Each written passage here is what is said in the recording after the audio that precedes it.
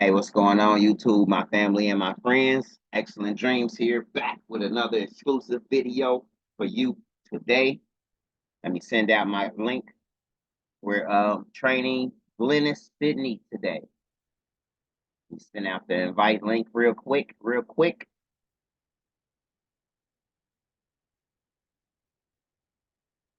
She should be joining us here shortly. I think prior conversation with her, she's still trying to get TRW activated on her computer. So I'll see if I can help her with that today, as well as says she's a complete newbie. So we'll be training and teaching her the basics today. This is your first time coming to my channel, smash that like button. What am I talking about? First time coming to my channel, smash the like button. This video here is only for members. So congratulations on being a member. You have access to every single training video that I do. So I definitely want to give a shout out to all of my members on whatever level you're on. I appreciate the love, appreciate the support. So we're just waiting for Glynis. Let me go ahead and open up a Corel document.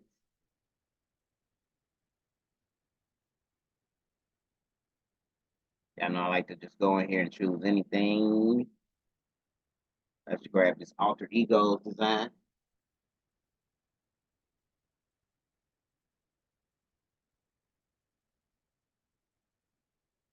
Let the design open up. Would be helpful, I guess, if I share my screen.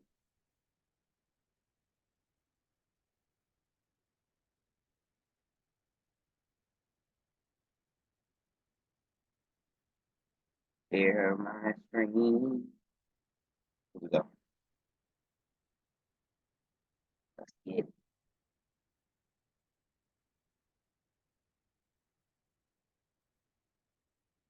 All right.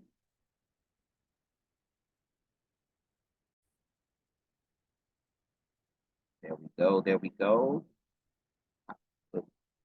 Put that down there. All right, so here we have this alter ego's logo.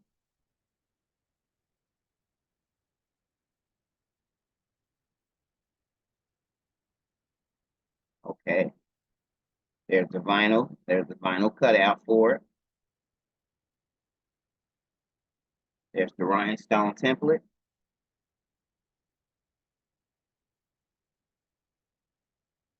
And of course, I did a few mock-ups.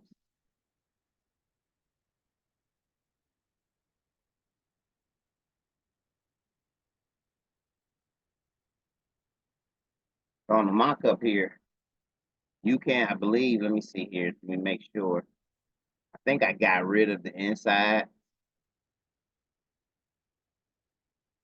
Okay, I did not. Okay, I did not. So that's cool. So if you were using Caesar Strip Flock Pro, then you can get fancy and put that same color flock underneath the rhinestones, or a different color flock underneath the rhinestone, which makes it really stand out. If you ask me, it gives it that definition.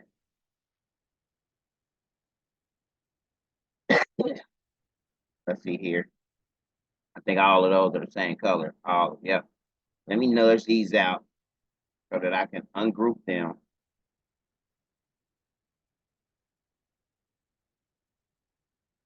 Ungroup all objects. Then I just want to group that together. Nudge that back over, and then let's group this together. Let's nudge that over. Hey, what's going on, Glynis?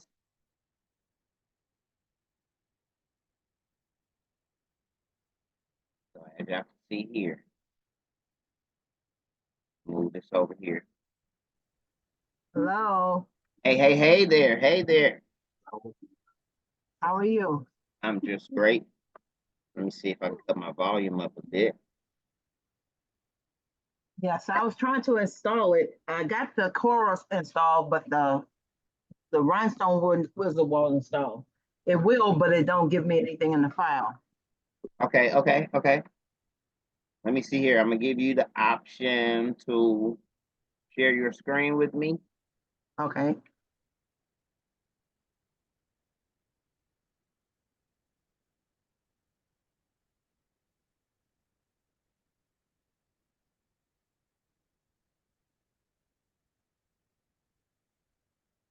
All right. All right, now let's see here.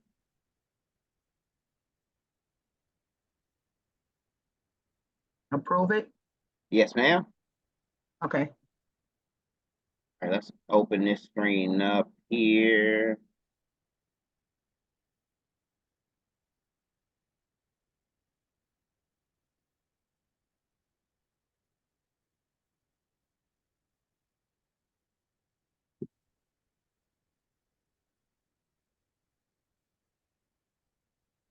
All right, all right.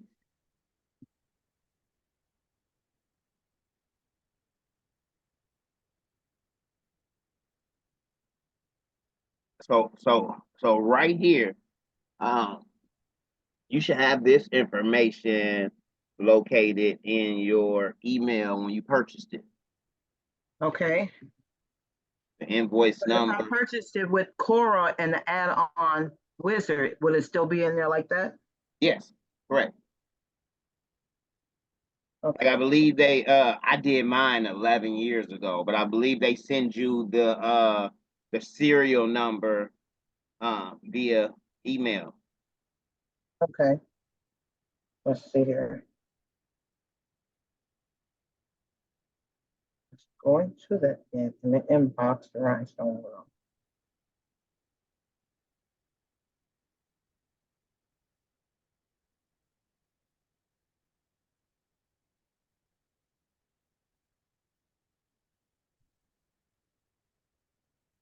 Open it up.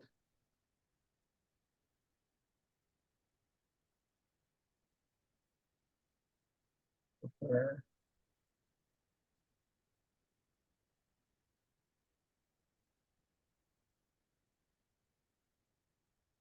They send me a lot of stuff. They're doing ads. Excuse me? Okay, so it's got the shipping number and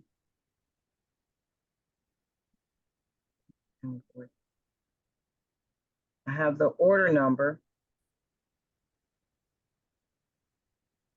All right. I'm gonna have to let me go back. I thought I was recording and I forgot I had paused it when you put your information in there. So all right. So we got the guidelines here up top. I'm gonna drop another one. I'm gonna drop one from the side. And you can do as many as you want to.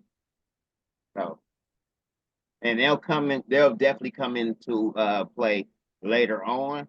Right now, I'm just going to delete them. I'm gonna click on one, hit Control A to select them all. Now they're all are red, and we're gonna delete them. Okay. All right. So we have our one green square. I'm gonna duplicate that. I'm gonna grab it, drag it, and I'm gonna right click to make a copy. I'm gonna duplicate it again. And again, I'm gonna put one up here. I'm gonna change this one to aquamarine.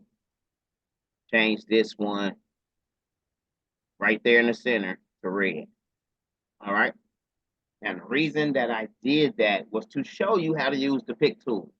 So with the pick tool, you can either click on it, and as you see, it only selected that green square, and it's representative of the black nodes that are around it. So if we click on the red square, you'll see nodes only around that red square. All right. Right. That's using the pick tool just to point and select. You can also draw a selection box around the box that you want. And this gives it and makes it more advanced than just clicking on your object. So say we want to select just the red in the middle. In order to select just the red in the middle, you have to only put the selection box around the red. So I'm going to go in there and I'm going to draw my selection box. And it's only around the red. Notice how the green boxes are not all the way inside of the selection. Correct. So when I let go, it will only select that red because the red was the only object that was totally inside of my selection. I'm going to do it again here. Only going to select that green box here. This time, I'm going to select both of the green boxes and not the red. Okay. Or I can go in there and get both of these two, making note that the green on the top left, the green in the bottom left, and the green on the right are not selected. Right. So when I let go, boom, only what's inside of the selection box will be selected. Cool beans? Cool. Got it. All right. And that's going to come in hand when you have so many objects on the screen and just you're trying to select more than one of them and you're trying to do it at the same time. Okay. Right? There's another way to select more than one, but it involves using the shift key. So if we select one green and we hold shift, then we can select another one. I'm still holding shift. And now let's add this aquamarine in there. Now note, take note that there are nodes around all of the boxes now, right? However, when you hover over the boxes, you see this crosshair come up. The crosshair lets you know that that's an object that you have selected. We have the crosshair in the green. We selected this green and we selected the aquamarine. Notice when I hover over the white, it changes back to the pick tool. That means that area is not selected. I hover over the red. You still see the arrow. That area is not selected. And this area is not selected. It draws nodes around all of them because that's the size of those 3 squares inside of that space. So it may look like all of the squares were selected, but this green square, and the aquamarine square, they all take up this area here. You know what I'm saying? Yes.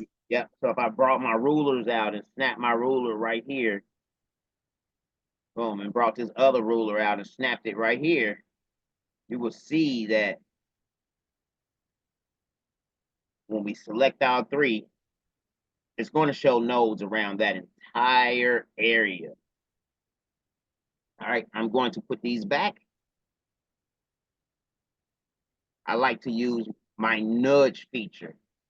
So as we go along and as you learn, don't worry about none of the other stuff. As you go back and you watch over the tutorials, these are the key things that I want you to work on and practice as you get better. So I got your nudge set on 15. And we're going to nudge it over. Let me actually get it back where I had it. So the nudge, move this over just a little bit. All right. So the nudge allows you to nudge something over and keep it to where if you nudge it back, it's going to go right back to the same space. So we nudge that over and then we can nudge this back over. Nudge is helpful when you want to check your work, check what you've done, or you just want to move something out the way while you work on something else.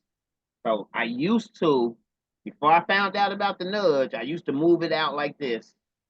And then I would have to move it back in like so.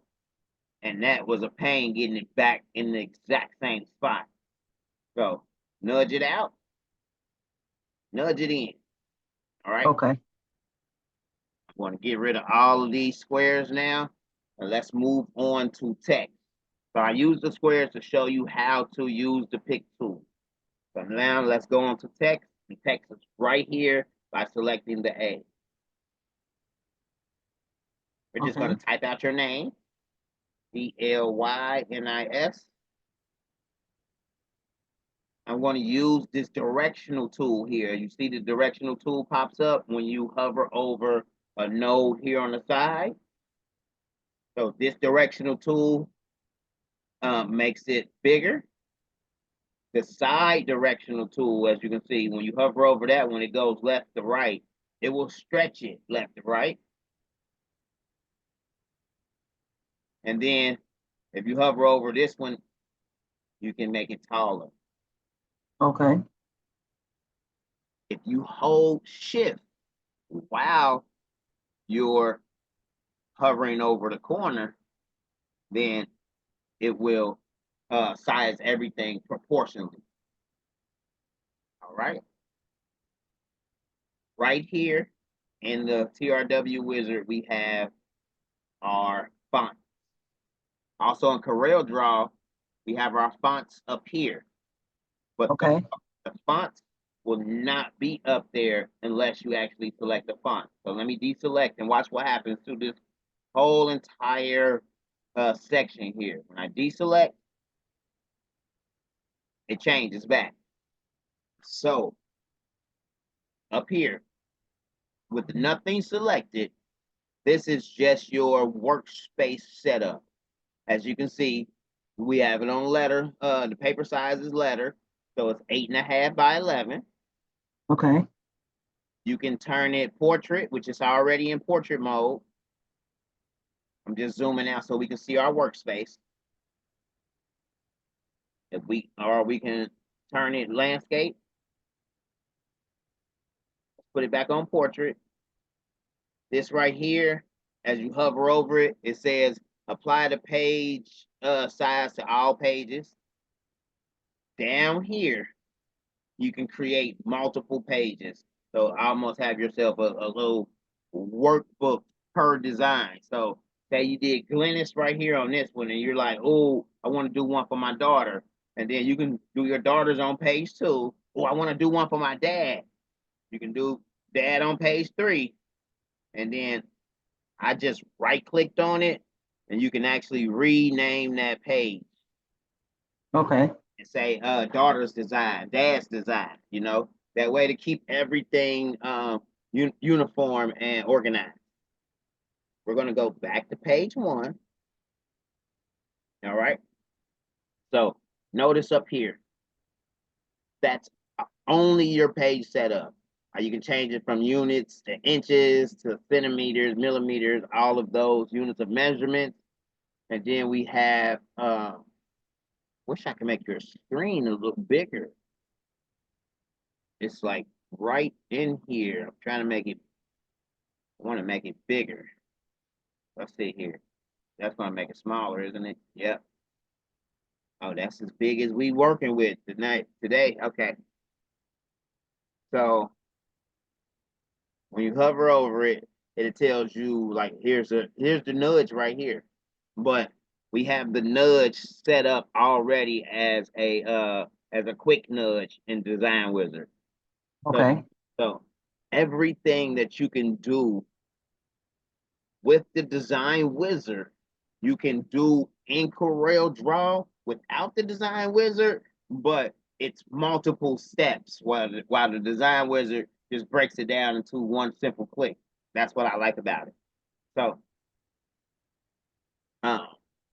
unless you are changing your workspace or changing anything to your workspace without anything selected, that's what all of these options are up here.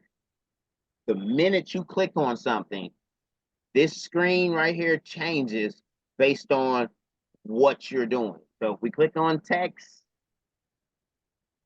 it turns into the the tech the font wizard. So you have the size of your image right here, 4.715 by 1.0. Right here to the left of that, you have your X and Y coordinates. That's letting you know where this Glynis is located at on this workspace. As you see, when I move it, now the numbers are getting lower because I'm going down to the lower right-hand origin of the page. If I take it all the way down here, put it in this bottom left, it's like what, it's 2.37 on the x-axis and it's 0.382 on the y-axis. So you never really have to pay attention to that. Like, I wish we could just hide it, like, you know what I mean? So that you don't confuse yourself when you look up there and think that that's the size of your image. Okay. All right. I did it for the first couple of weeks. Every time I looked up there, I was looking over here, and then I had to retrain my brain because it says it right here, left to right, up and down. But if you're new to the software and you just don't know what you're looking at, it can confuse you, you know? So we can change our text here. Well, we can rotate it here. What's next? Mirror it.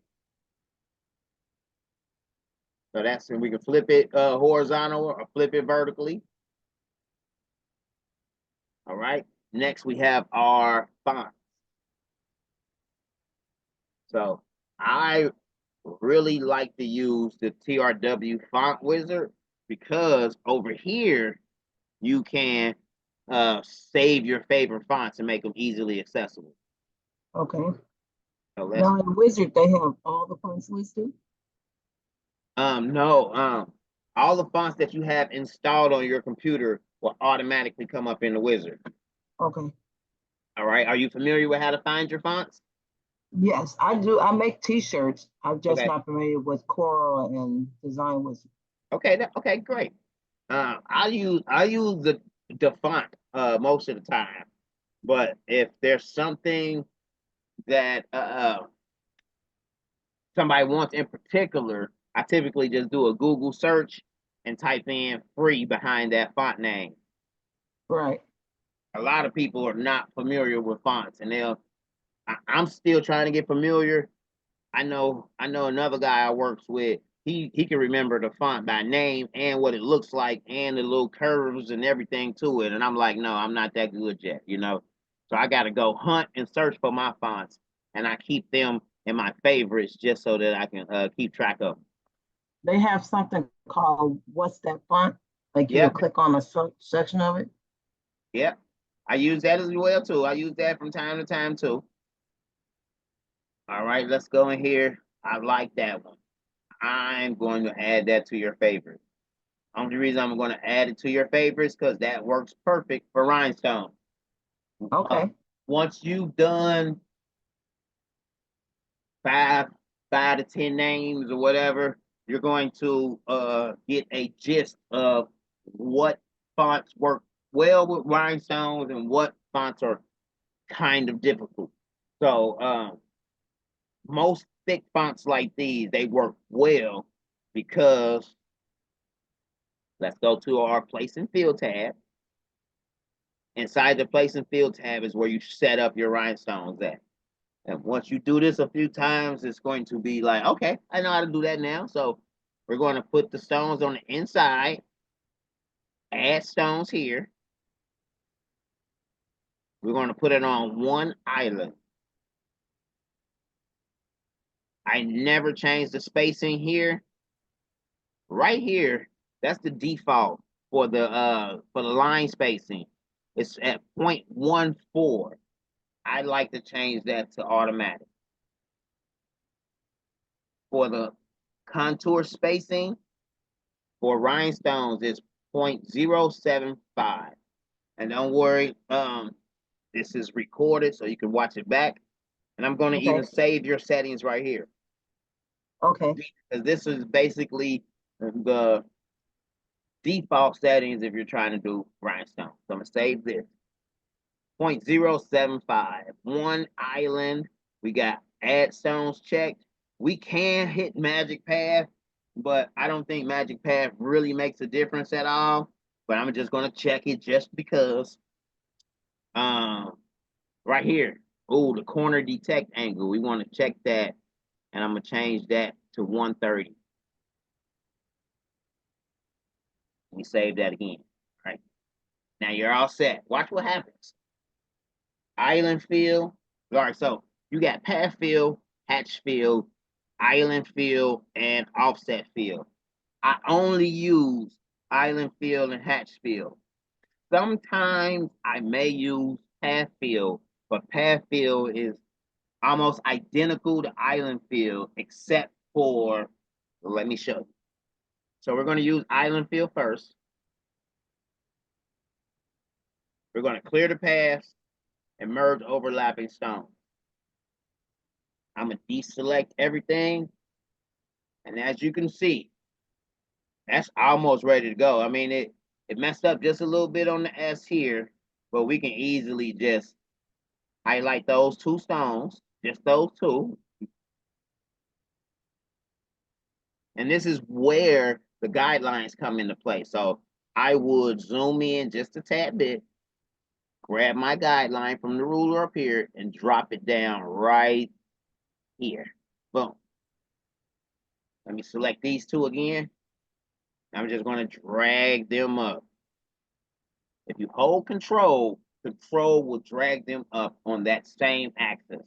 So hold control and drag them straight up. Boom. It's tricky doing two of them because it won't snap to the line if you got two. So I'm going to deselect them and I'm going to grab just this one and get it right there on that line. Boop. In doing so, I mean, visually it looks good, but the OCD in me is going to drop like down. It's down a little bit. Yeah, it's the going bottom one's down a little bit. Yeah. So I'm bringing down another ruler, a guideline.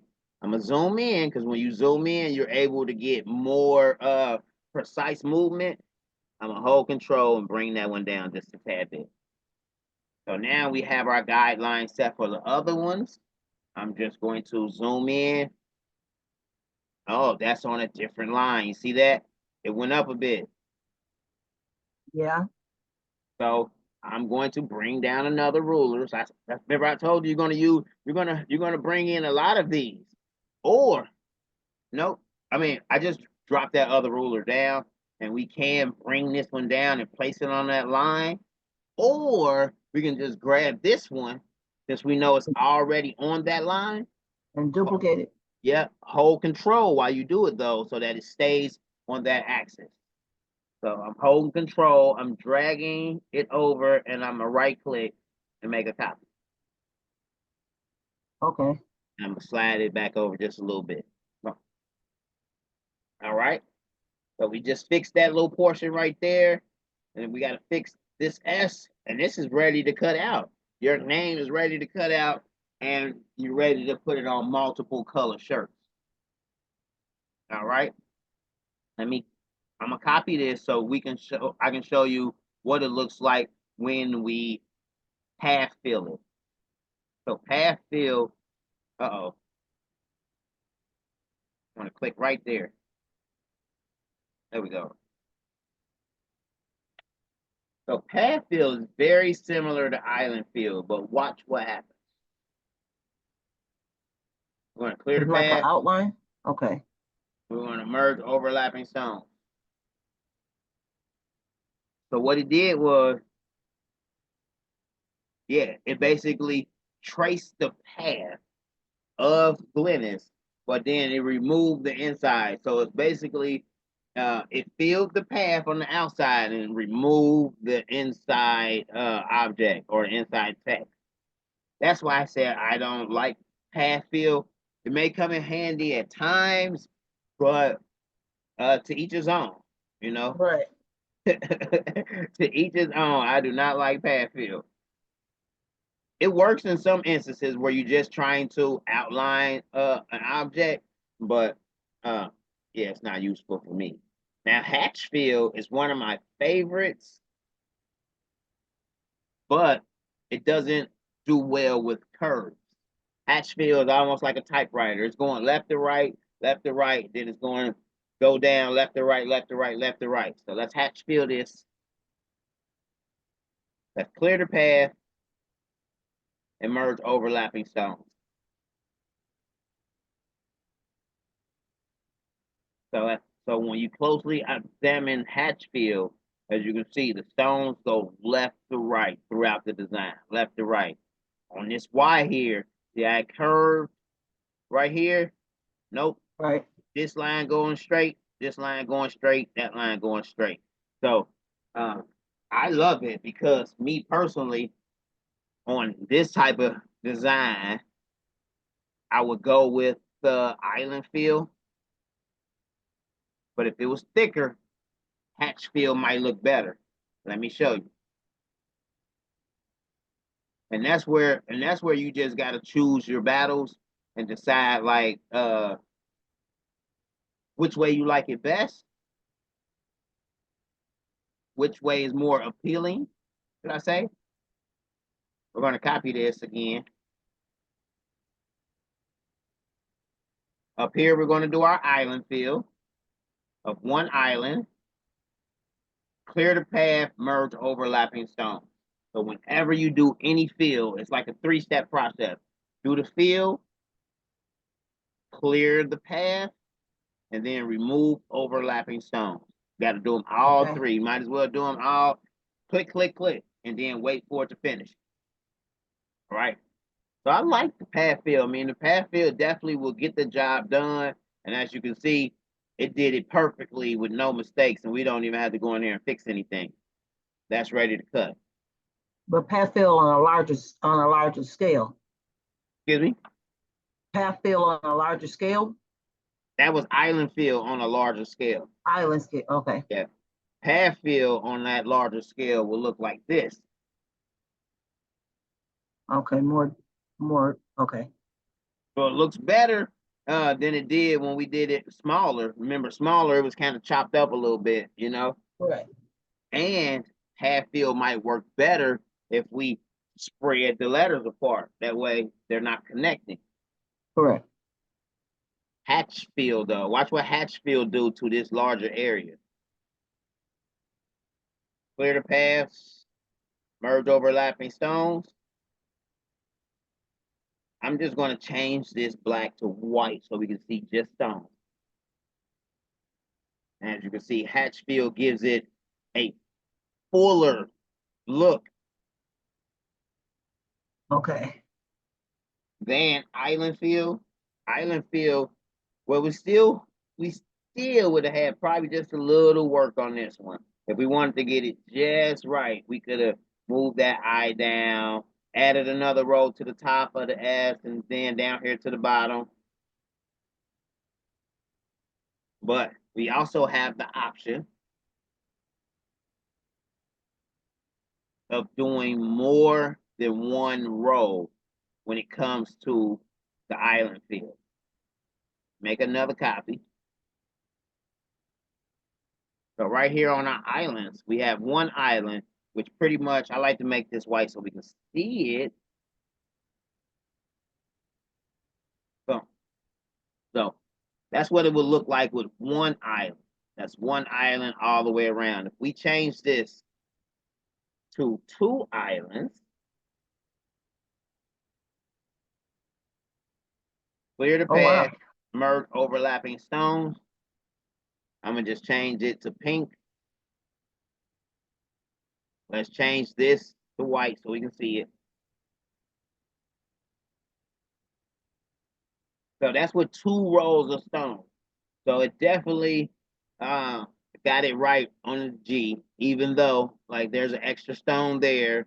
And then this row here could have, you know, been straighter, but that's the wizard for you. The wizard, it gives you based off of calculations or whatever, the amount of stones to fill the design, and then we got to go in there and fine tune it. So let me get rid of all of this. The text is still there though. I just made it white. make it back black so we can see it.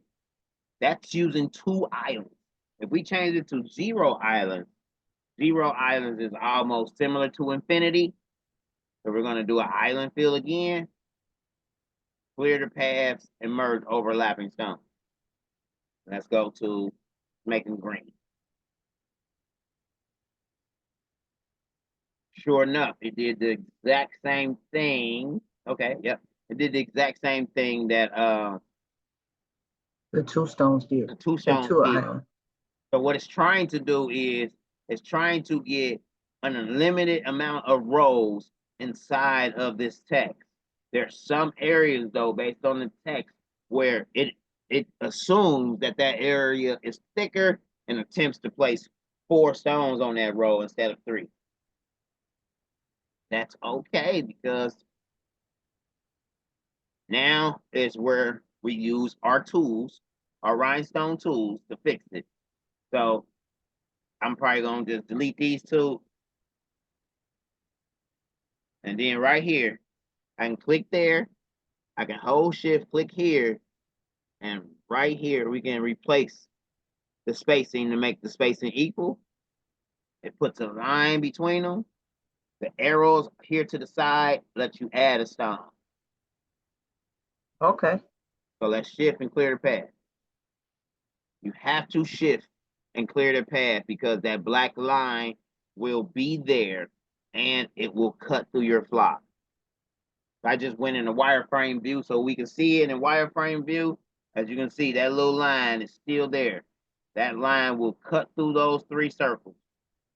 We don't want that. So we're going to click on those 3. Well, click on the line here. Boom. And then shift and clear the path. And to clear that line, enabling those 3 stones to no longer be connected to each other. Okay. Right here, I'm about to go out of wireframe and back into regular. They also have that shortcut down here in the design wizard as well. It's right here. This row, this bottom row right here will never change. No matter what screen you're on, that bottom row is always there. And this top row here is always here. So the only thing that changes is this inside part. And the inside part is based on what section you're on. Okay. So for the most part, in the beginner stage, you're either going to be on the place and fill tab or the edit tab, or the export tab. That's to export all of these file formats out, or the mockup tab. Wait a minute, I can't see it. Where's, okay, right there. The mockup tab allows you to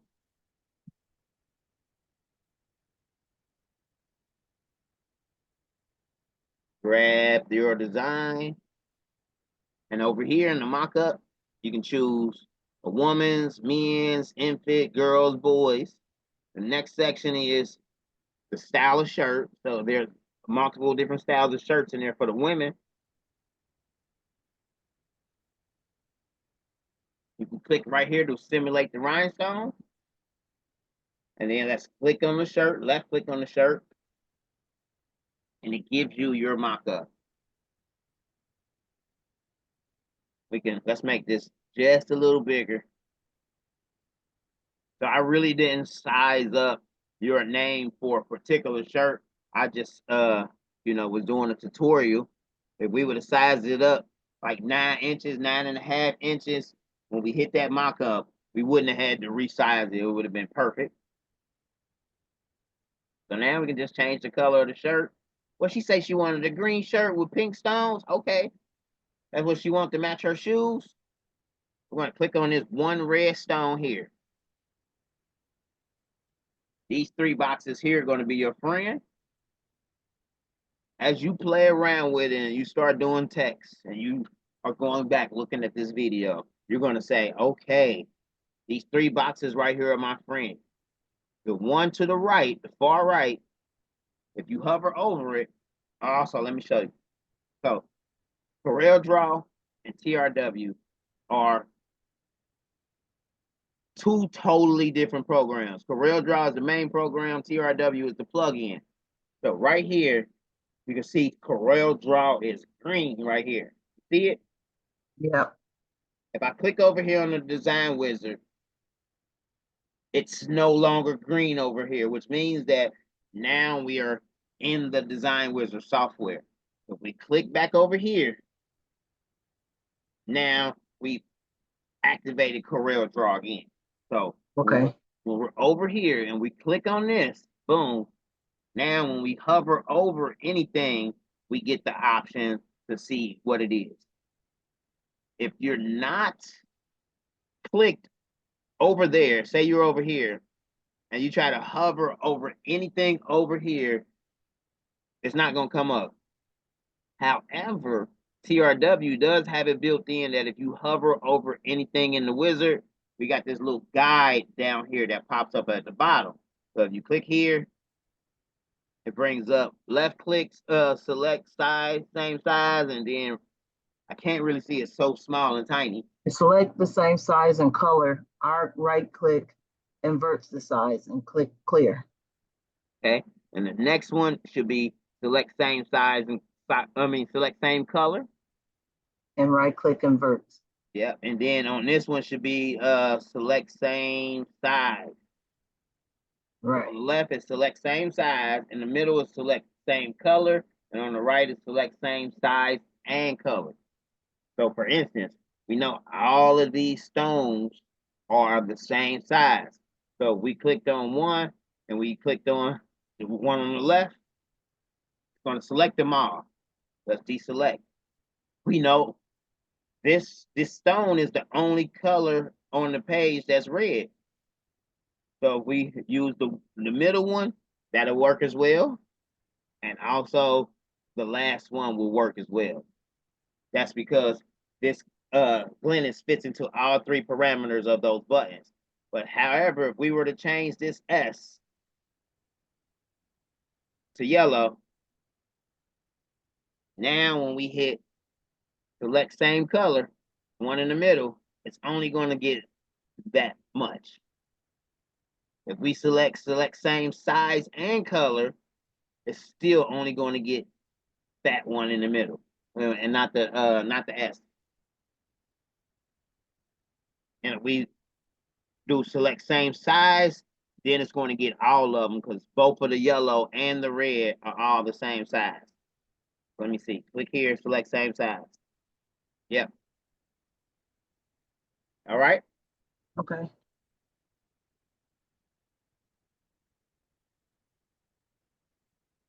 So I showed you those buttons because when you're doing your mock-ups or you're just trying to show people what it will look like, you're going to want to change the colors.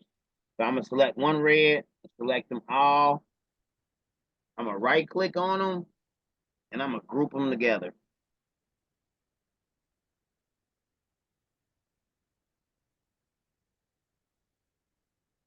I don't get the option to group. Select one, select all of them, right click. Oh, there it is, group. So with them grouped, we can change it all of them at the same time. Well, Okay. I had to go back and show you that though before I just show you the mock-up screen, and you're like, hold on, how's he changing all of those colors?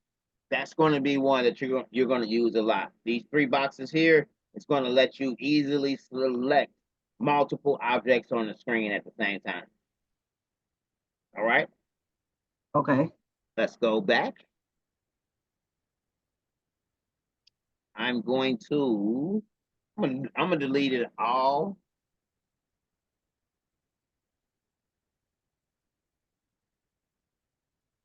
And I deleted it like that because, let's go back. Based on the first lesson, the black text is all one object. So I can easily go in there and select, just a few stones and delete them. And then I went and got the other half of stones and deleted them. And I went and got this half and deleted them. If I would have went around the whole thing, it would You have deleted everything. yeah, it would have deleted Glynis too. So that's why I'm going in there and doing it like this halfway. Boom, and then I did this half in the middle. Then I did this part. Boom. Okay. All right, but I still wanted the text because we're just going to go in there and redo it to the appropriate size. So, yeah, it's at 6.77. So we'll make it. And me personally, just me personally, I like working with my screen size at 13 by 19 because I have a 13 by 19 inch printer. And it also helps me to gauge visually what I'm looking at for the size of a shirt. Okay. So I already know that 11.5 inches is big enough for a 2XL and down. I used to think that it had to be 13, 14 inches, and then I realized that a 12-inch cutter is enough to do 3X, 4X sizes, you know? All right, so let's drop this down just a little bit. So let's go 10 inches. What'd that say? 9.6? 9647. All right, that's good. All right, so remember I was like, the text may be too close together. Right. You want to space it? Yes, we can space it. Let's go to our edit tab. Inside of our edit tab, we have this text spacing tool. If you click on the TS here, it brings up these tools here. And if you grab this one and drag it, it separates the spacing between the characters. Equally. Excuse me? It's doing it equally? It's doing it equally, correct. Okay. So also, I'm going back. Let's deselect it. Deselect it. You also have the option here, like to do it in increments versus a slider. So we click here. Wait a minute, nope. Deselect. So tiny. Okay, click here. It's decreasing the character spacing. If we click to the one to the right of it, it's increasing the character spacing equally, but it's just doing it in tiny increments every time you click it. If we have multiple lines, it will decrease the line spacing as well. So here and here, if we had typed in a paragraph and there was lines there, it would decrease the spacing between them. So let's space it out just a little bit, like so. So, of course, we got our nudge. This selection right here, this section right here, I've played around with Coreldraw for 13 years now. I've never used this section right here. I use the fill between two a lot, but whatever this section right here, I'm gonna have to just go home and see what that section does. But if I ain't used it in 11 years, like, let's see, what it say? Invert the current selection, select all stones in between two parts of the path. Yeah, all of that is stuff we can easily do by going in there and using our pick tool and grabbing it. So I'll see if it's useful or not, but I haven't used it. I haven't used knockout, the magic trap. That's because I learned how to do them the original way, and that way just works so much better for me. So let's click on Glynis. We're going to go back to our place and fill. We're going to island fill. Clear the pad, merge overlapping stones, and let's change that color to like pink. So, oh, we still got it on 0. I'm like, Now, why did it come out looking like that when we just did it and it came out perfect? We still had it on 0. Let's change that back to 1 island. Click on it. And actually, me personally, I like it, but I think it looks better with it just a little closer like that. Place and fill. Oh, it's storming out there. Oh, man. Island fill. Clear the path. Merge overlapping stone. All right. You're in Ohio, right? Excuse me? You're in Ohio? Yeah, Cincinnati. Okay. Yes, just started storming like crazy. So that's okay. And then we got one little straggler here. And then this one looks like it's off just a tad bit. We're going to delete him. We're going to click this one, hold shift, click this one, and we're going to replace the stones to make the spacing equal and go up 1. Remember, we got to shift and clear the path. Right. What type of cutter do you have? I have silhouettes. I have the 3 and the 4. I have 2 34 inches that I have not used. Okay. Okay, so the 34 inches, they're on the stand, right? Yes. Okay, that's what I use. I got a 28-inch cutter and it's on a stand. I've always had from the day I started with these type of cutters. Why? Because I don't need to take and place my rhinestone stuff on a mat. I don't need to place any vinyl on a mat. That's an extra step to me. Like, you know what I mean? As I did my research, I did research for about 6 months trying to figure out like what was better. And believe it or not, if you do your research, you'll find out that these cutters with the stand, entry level, are $300. Like, you know what I mean? Yeah. Entry level for a Cricut Air 2 or a Cricut Cameo 4 is $300. Like, you know what I'm saying? They the same price. Like, you know what I mean? Right. Most people don't know that, or they just assume that the bigger cutters cost more. Like, you know what I mean? So, and I said all of that. Oh, you were doing something? No, I clicked my mouse, clicked on something. Oh, okay. And I said all of that to say this. When we highlight it and we go to our templates, we got all of these options in here, right? All of these options. Oh my God, it's so many. I use one. I use this one right here. I mean, you can go in there and play around with all the rest of them. You know, I did so as well. And you're going to find one that you like. This one right here may not be your favorite. You might like one of the other ones. So go in there and play around with them. But if you right click on it, it's going to mirror the part that's going to be vinyl. It's going to mirror everything that needs to be mirrored, and don't mirror the rhinestones because the rhinestones don't need to be mirrored. So we're going to right click on this. And that is ready to go. We have our text in the inside, and depending on what you're using, depending on how you're printing. So let's dive in. Let's dive deeper. Miss, say you were already doing shirts, correct? Yes.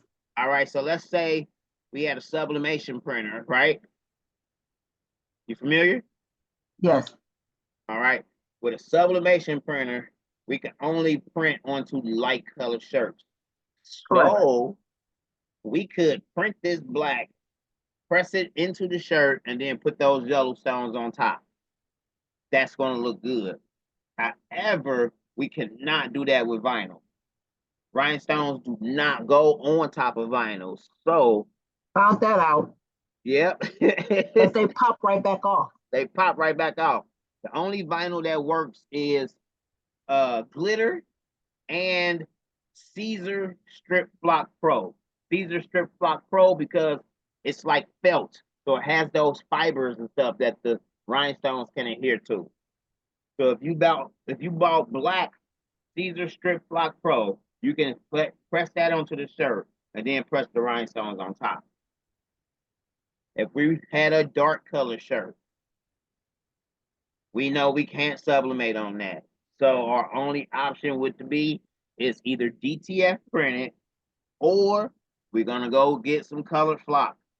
We're gonna press the colored flock on there, then we're gonna press the rhinestones on top. Okay. That'll look good too. With colored flock up under the rhinestones, that'll look good. So when you're cutting this out, you're gonna be like, oh, okay, here we go. When you're cutting this out, there's your cut for your vinyl, which is already mirrored for you. And then here's your cut for your stone. With those bigger cutters, all you're gonna do is highlight this.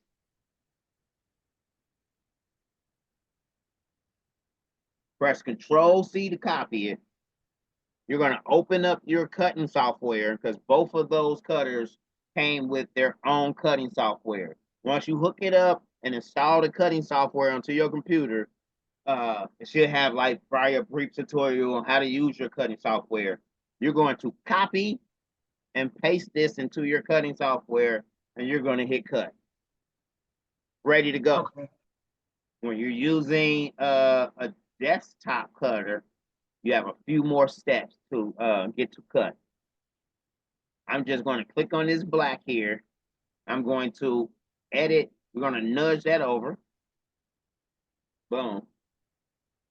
All right.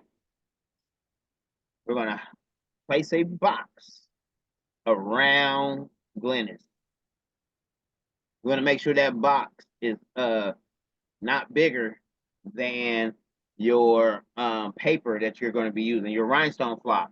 So I can't really see this up in the corner. What does it say? 11109? 111069. Okay. Okay, that's good. Go back to our pick tool, deselect. Okay.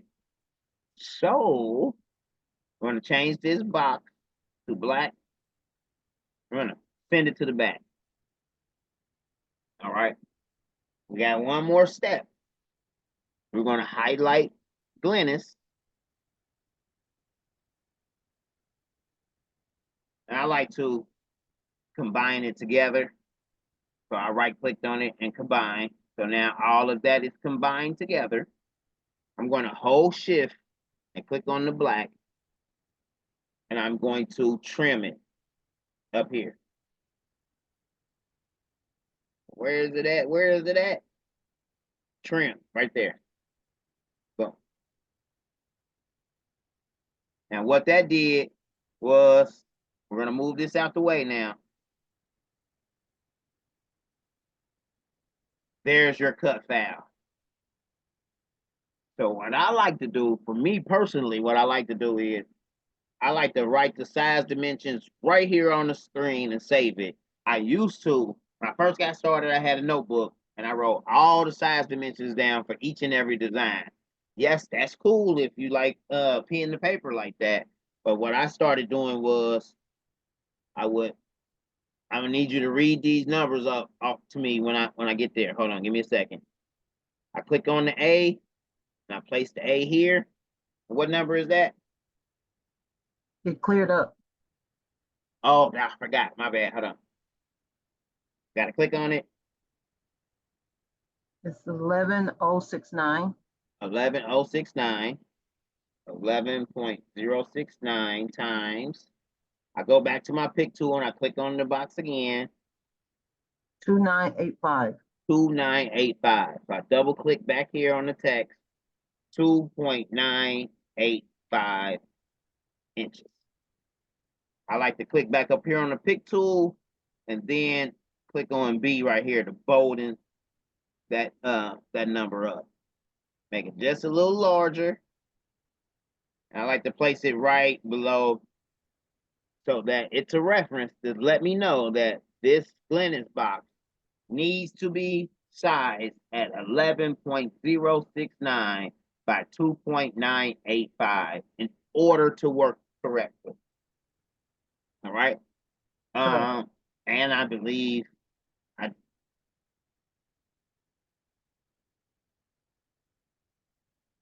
believe I did that. I did that wrong. So what we just did was for Cricut users.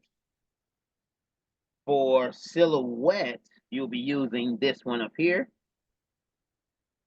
And that's ready to go already. You don't have to put it in the box. You only have to put it in the box for Silhouette. For some reason, most Silhouette users say it works better like that. So for Is that this one, Silhouette or Cricut? uh, uh, for Cricut, it has to be in this box. For Design Space, Okay, so Silhouette don't. Okay. yeah, Silhouette. I've never bought a Silhouette, but I bought a Cricut. I have the Cricut down here sitting on the floor, and I bought a Cricut because most of the people that were buying my designs when I first got started, all of them had Cricut. So I was like, I need to learn how to use the Cricut so that I can help them. I had a Cricut, I sold it. And then I went and bought a second one. And I still haven't used the Cricut because the people around me wants me to help them with Cricut. I'm like, I'm not familiar with Cricut, but I'll pull it out and try to walk you through it. Yeah, But from what I can Silhouette, see, from what I can see, and from my and doing my own personal research, Cricut ecosystem is easier to learn than Silhouette. You know, Silhouette is like a little more advanced than Cricut because true, they have the different tiers from the studio to the business and things of that nature that add in those other aspects of design. You get what I'm saying? true. But I Um, started with a business edition yes. on So, Silhouette. so with this one, we're going to highlight this one. And we're just going to do the same thing again. We're going to write the size of it here for reference. So what is it? What it say? The 11.069, 02985. You talking Yeah, about for that one? No, it yeah, says 10.205. 10.205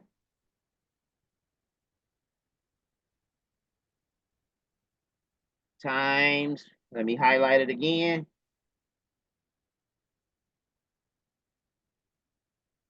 1.751. 1.751. Boom. And then now I'm only going by the people that have had Silhouette who told me that it's best if this is broken apart. So we break the curve apart and we just want to export just this text, just this. We're going to export that. And let's go ahead and name it Glynis Silhouette file. We're going to save that as an SVG.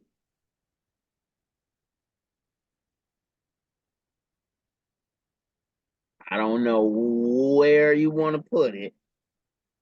It will be up on the Glynis.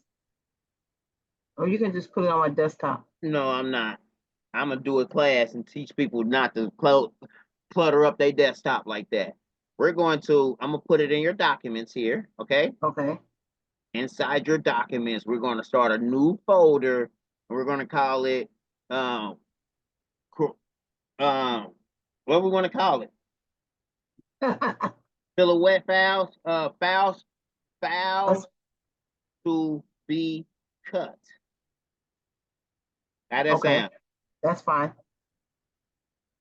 Because the way I got it set up so that I can remember where everything is at. Because when you're on your 20th design, you want to be able to know where it's at and know how to easily find it. Okay, Yes, we can put it on the desktop, but 20 designs in, your desktop gonna be full. You know what I mean? correct. So I like to create folders On mine is called templates to be cut because it's all of my rhinestone templates that I'm working on currently that need to be cut. Once they have made it past that stage, I got another folder that's called templates for sale. So now Okay. they've made it past the to be cut and they're all completed. And then I move them into a two templates for sale, and that helps me to differentiate what's done and what's not done already. You know what I'm saying? Correct. We got yours as files to be cut. Now, this isn't. We're gonna open this up and we're gonna put this inside of that folder. So you just got to remember, those are your files to be cut by your silhouette. Okay. That's not this file here. We're going to Control S. We're going to save this design. Now we want to save all of our Coreldraw files in one place. You get what I'm saying? Right. So now all of your once you get the hang of it, you're going to automatically know all of my files to be cut with my silhouette or in my files to be cut folder. We're going to just name this Coreldraw Designs for this folder. How does that sound? That's fine. So we got to start a new folder. Remember, it's in your documents. New folder, Coreldraw Designs.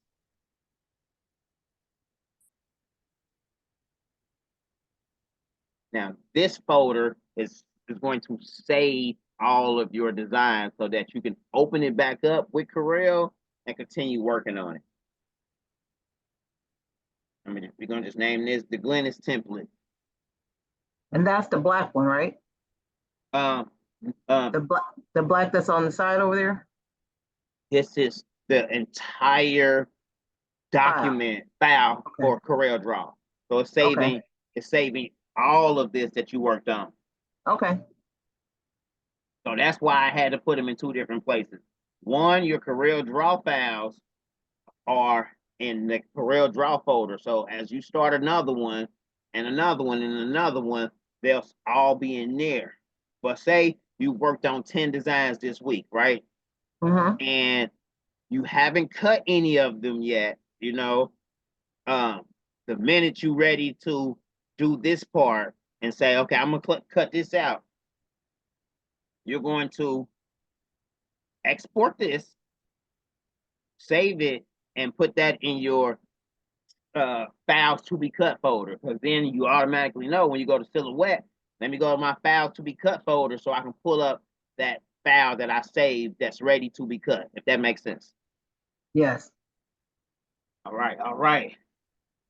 Every time I do a training, I get better and I get better because I think in all of my trainings, I've never maybe one, because I think she might have said the same thing. I'm gonna save it to the desktop, and I'm like, oh no, don't do that.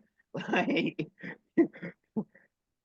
you want to make sure that I've been doing this 13 years now. When I first got started, things were all over the place. You know, if I had somebody who ordered a shirt last week and they was like, "Oh, I need another one of those shirts, but I need it in a different color," I could not find that design. I had to redo it.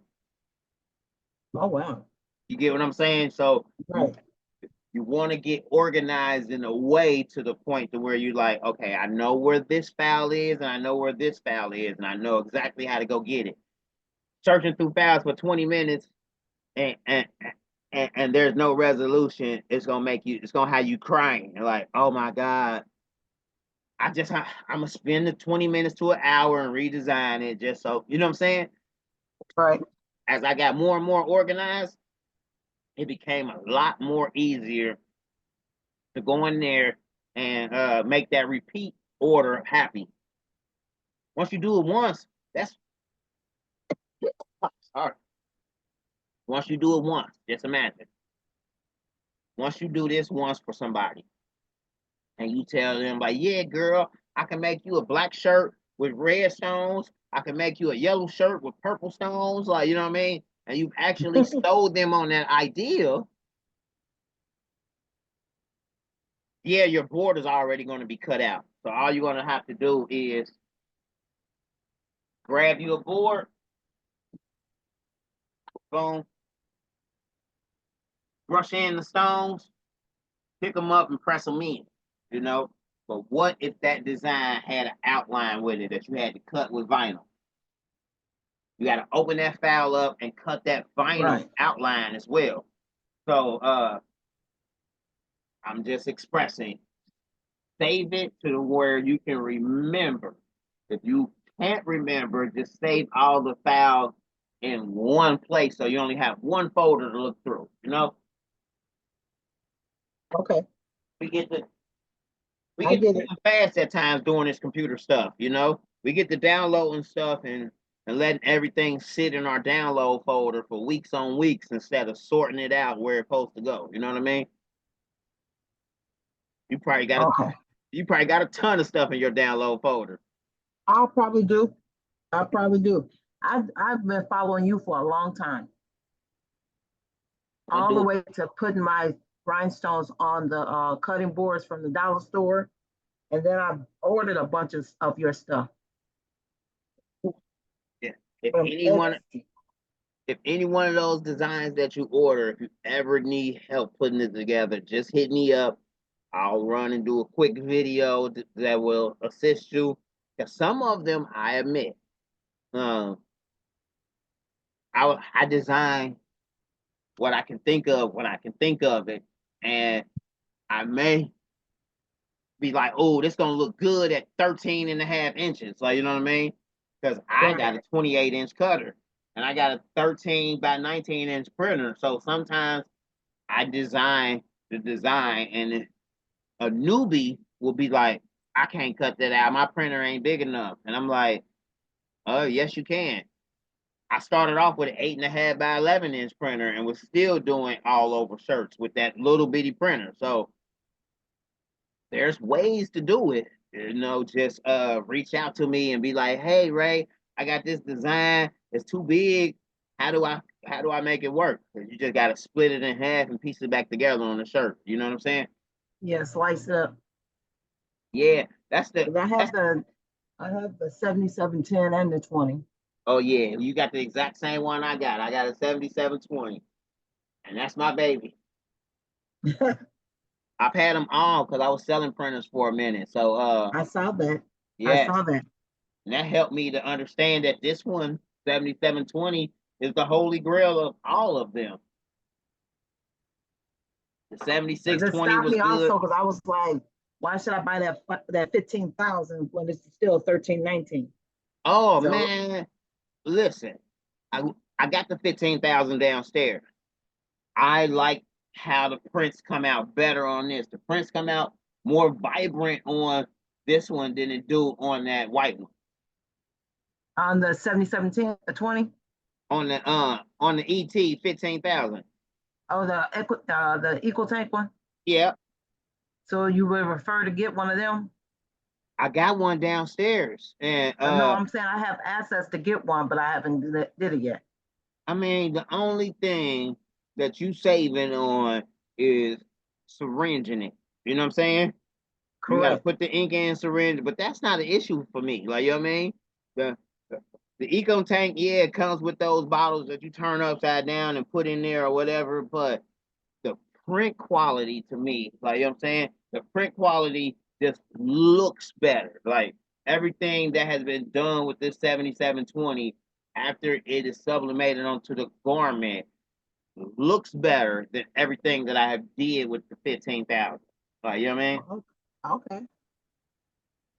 Like, somebody else is using the 15,000. So that's not my, like, I don't know if he needs to go in there and tweak his settings or something, like, you know what I mean? But I just know everything that I've seen that's been printed with that has not been as vibrant as, you see how vibrant this is on here? So that's not your go-to. Your Yeah, go-to yeah. is just 7720. Yeah, my go-to is just 7720. Got it. Yeah. Good to know.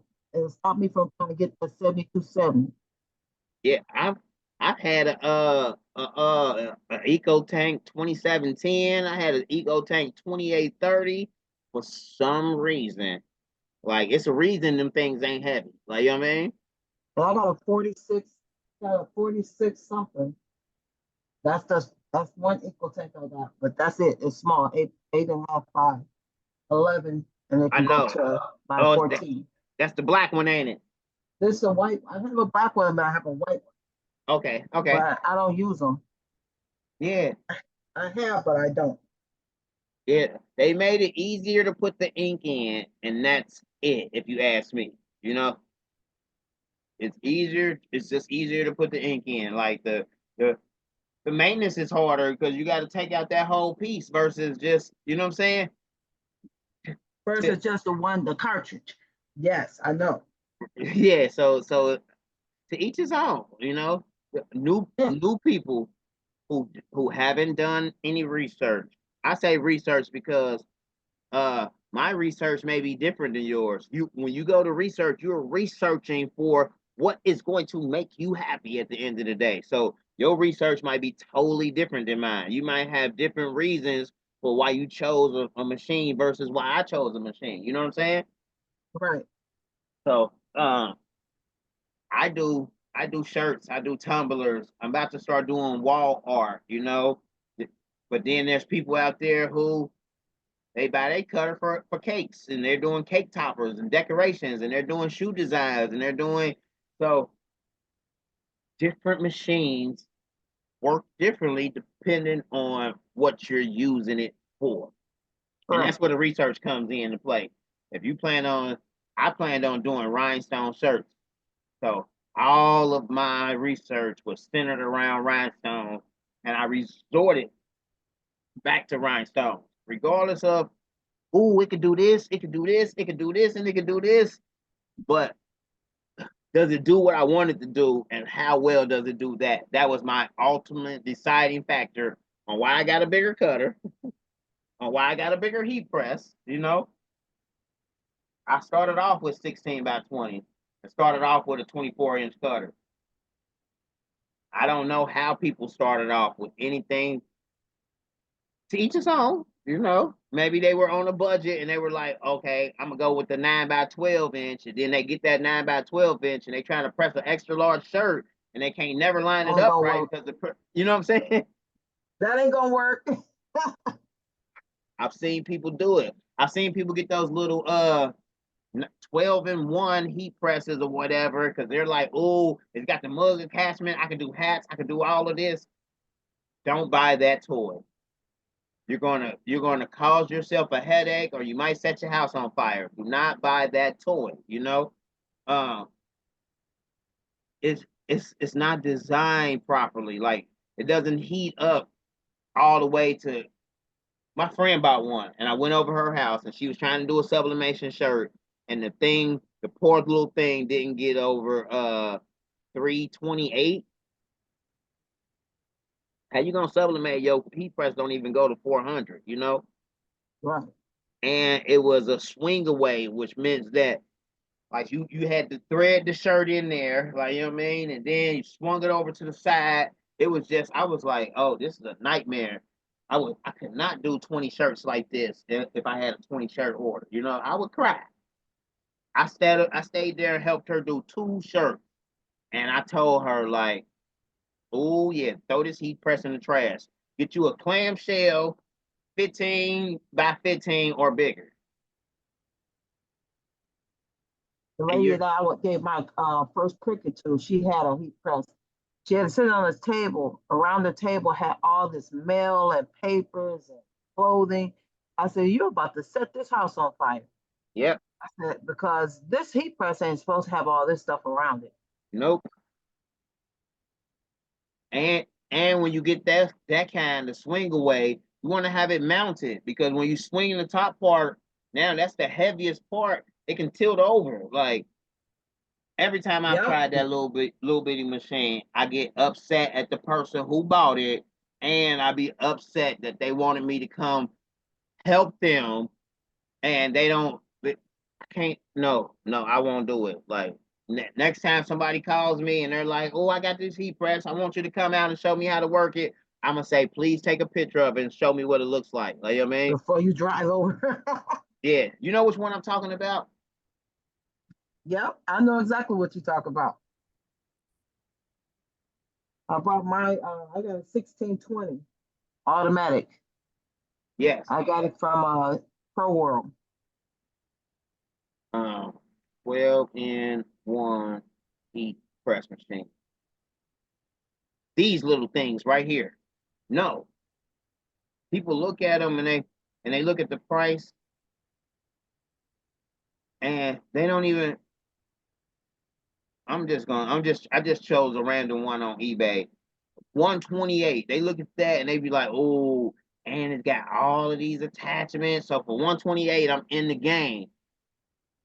Versus a decent heat press, you're gonna pay $500 or $600 or more. A decent heat press, one that's going to last you. I paid $795 for my heat press, and that was 2011, and I still got it right behind me to this day. Yeah, I might have had to change the cord out on it. I might have had to change the spark plug, but I still have this heat press to this day. Is that the one you did the DTF with? Yes. Okay. That heat press right there. That's the Caesar. That's the Caesar 16 by 20 red clamshell press. And they Okay. still sell it to this day for $795. That's what I'd be telling them. I said, they like, well, you got all that stuff. I said, I'm investing because I'm gonna retire shortly. Yeah. So I want to have everything in place when I retire. I'll sit at home till I get deployed to FEMA, and then I can do t-shirts, and then I get deployed, I'll close shop. Okay, so let me let me share this with you because I gotta share it with everybody. I am 44. I'm 40. Well, I'll be 40. I say I'm 44. I'll be 44 on the 28th, right? And Glynis, I'm teaching you this not so that you can make shirts for the rest of your life, okay? Right. I'm teaching you this so that you can use the design skills that you acquire, right? Mm-hmm. And create designs for other people. Okay. Okay? Let me tell you why. I've been making shirts for the past 13 years, right? I've made more money in the past 2 years helping people to design. Okay. Not just with the trainings, you know, the trainings are a piece of it, but um, once you learn how to do this part and you learn how to design, now you can do like I do and sell your designs on Etsy, which means you'll start remaking that residual money in your sleep. On top of that, though, once you have this skill, now you can charge other people. I charge anywhere from $55 to $100 just for the design. Okay. I'm not making a shirt, you know what I'm saying? And I'm still making more for the design than what most people would charge for one shirt. Get what I'm saying? Okay.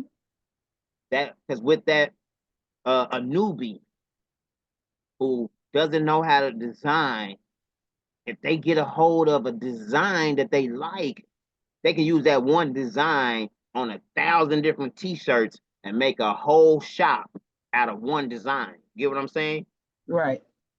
Uh, uh, one design can fill a whole shop, especially if it's in different colorways, you know? Now, if you got 10 designs, you know, you got a whole shop with 10 different colorways and 10 different designs, you got 1,000 shirts in there already. You know what I'm saying? Yes. And that's That's why 1,000. that's why your orders are where there's all the multiple colors and different shades. Yes, yes. So yes, yes, we make a lot of money off of the retail value of the shirt. Yes, we do. So I'm still going to be doing shirts because that's great income. But to get it to the point to where you wake up and you check and you like, oh, I made $120 last night in my sleep. Get where I'm Okay. going? I get you. Yes. So don't just use this knowledge to create the shirt. Use this knowledge to say, hey, everyone, like, Not only do I sell rhinestone shirts, but if you need a design, I can design for you as well. Because then you get that person that going to pay you $55 to $100 for one design. You're going to show them like, oh, look, you can use this one design on this red shirt, this black shirt, this black shirt, this black shirt. You know what I'm saying? And Right. now you don't even have to make the shirts. You know, you just taught somebody how to fish. You know what I mean? And you help them along on their journey. So they're going to come back to you and be like, hey, Glynis, I need another design, girl. You know what I'm saying? Okay, I see you. Or, I mean, to each his own. Like, you know what I mean? You'll make more money, but then it's more labor. You're under the heat press more. You know what I'm saying? You're going to pick up shirts. You're still doing the labor. But if you focus on the designs, you can have one design that says Kamala is the best, and you was just like, all right, that's what I'm gonna, and you're gonna put that online, you know, and you're gonna wake up tomorrow morning and be like, oh, 20 other people bought that design last night versus I had to make 20 shirts. You know what I'm saying? Correct. Once it started happening to me, I was like, oh, you can't, you can't, you can't make a shirt without a design. It's just gonna be a blank shirt. And so to all the newbies out there, uh, they look at a blank shirt and they think of what all they can create with that blank shirt. I look at that blank shirt and I say that blank shirt needs a design. I want to be the person to design for that shirt and then put that out as bait. Boom. How many other people like this design? Y'all can buy it right now for $3.99. You know what I'm saying? Correct. And now you got somebody on the other side of the world who truly liked your design. They about to spend the time to buy the vinyl, cut the vinyl, put the rhinestone template together just so that they can make that for their niece, their husband, or they might have a boutique shop and they plan on putting it in their shop and selling it. You know what I mean? Yep. But you can be the person who supplies their entire shop with just design. You know, you don't even have to go to the post office and ship off a physical product. You know what I'm saying? It's all digital. Okay. Game changer, right? I like that idea better. Right. So I love teaching people to do what I do. But then I also love teaching people to do what I do. Like, you know what I mean? So Go to the next level. and go to the next level, right? Because my next level after this level is to actually put together. It's some people that don't want to talk to me. You know, it's some people that don't have social skills, so they don't want the one-on-one. You know, there's some people are okay with just looking at a video. So I'm about to do Udemy professional step-by-step video classes. And some people might like it, some people may not. Some people may learn that way, other people may not. But I think that it's worth a shot. You know what I mean? Right. I like the way that I do it because trying to learn all of this one by one by one by one, and you don't even know what you're going to use it for or know what you need it for. That's the part that can deter people from diving more into the software. Take it piece by piece. Learn how to do names first. After you do names, then you want to jump into finding stuff like let me share my screen. Finding stuff like this.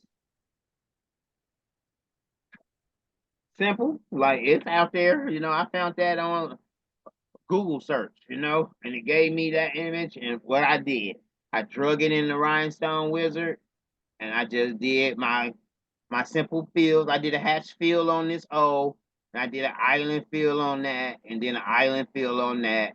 And I had to fix and move a couple of stones or whatever. But then I I put this back on Etsy as a rhinestone template for other people to use. And I think I got it on there for like $6.50 or something like that, you know. But now this one design that took me roughly half an hour sells over and over and over for $6.50. Okay. If I was making these as shirts, I got about a $5 shirt. I got about however many rhinestones go in here, and I gotta have the accompanying vinyl. Right? So I'm not trying to rush you or push you all the way up to the top immediately. Take baby steps, but I got really, baby steps. I got baby steps. yeah. But realize the end goal that I want everybody to that's if they want to, is to make this money in your sleep. Get what I'm Okay. saying? Yep. Yeah. I made shirts for 10 years.